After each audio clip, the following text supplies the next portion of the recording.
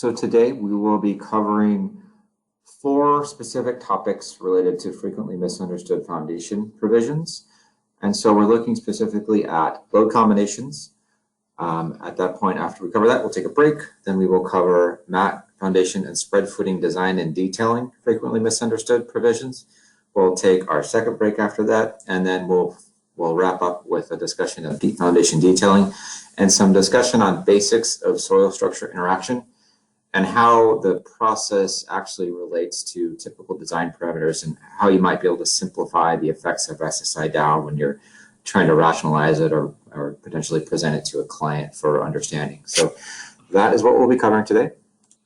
Specifically on load combinations, what we see frequently misunderstood is incorrect application of load combinations, confusion on the differences between the ASD load combinations that are within the IBC, confusion on the factors associated with seismic effects, and an overly conservative treatment of load factors when you're looking at groundwater elevations and hydrostatic pressure.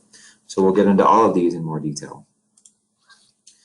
First, it should be recognized that when you're in the foundation design world, you're looking at both allowable stress design and LRFD or ultimate strength design load combinations, recognizing that ASD are typically being used for sizing the soil foundation interface.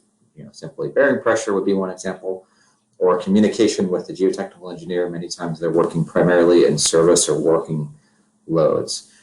LRFD or ultimate strength design is then used whenever you're designing something out of ACI 318, for example, when you're designing flexural reinforcement or designing shear reinforcement or checking punching shear or whatnot like that.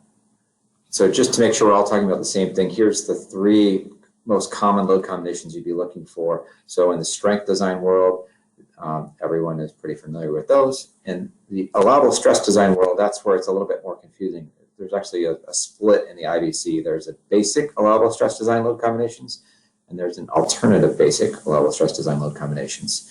The basic combinations are consistent with what's in ASCE 7. The alternative basic combinations are not. They're more consistent with what was in UBC, which was last issued in 1997. So sort of a legacy load combination.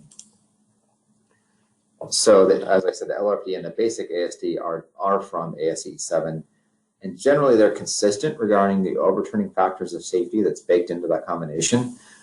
And it should be noted that the 0.6 dead factor was added in 1998 to address the inconsistency of treatment of counteracting loads in allowable stress design versus strength design, and to emphasize the importance of checking stability.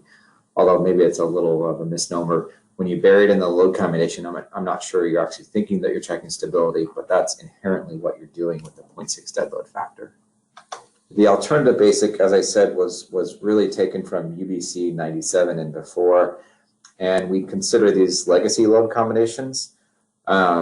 When they were incorporated into the IBC, it was because some West Coast engineers didn't want to take the overturning safety factor increase that you would get switching to pure basic ASD.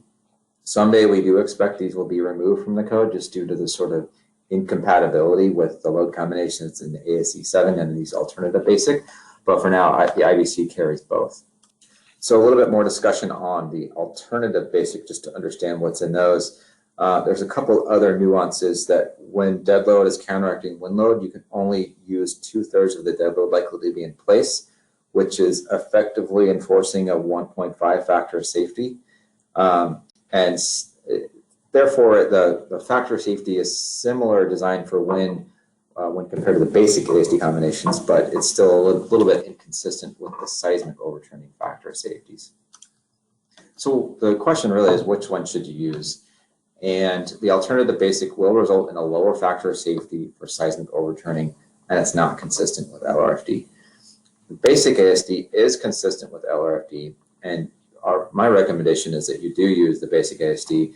It really avoids a potential analysis instability. If you proportion something to be stable with the alternative basic ASD load combinations, and then you use the LRFD load combinations to proceed with design, you may actually find that it's unstable. And so if you stay in the basic ASD world and the LRFD world, all load combinations coming out of ASCE 7, Generally, they're more consistent and you avoid that potential instability issue. A couple of other nuances to make sure you don't miss when you're looking at load combinations. There are some reductions in seismic overturning that you are allowed to take. There are some reductions in seismic overturning that you're allowed to take in ASCE 7 and Chapter 12. 10% reduction for modal analysis and a 25% reduction in ELF. And this is just a recognition that these analysis methods are overestimating the actual foundation overturning. And these apply to the basic ASD load combinations and the LRFD load combinations, but they can't be used with the alternative basic ASD load combinations just to muddy the waters a little bit further.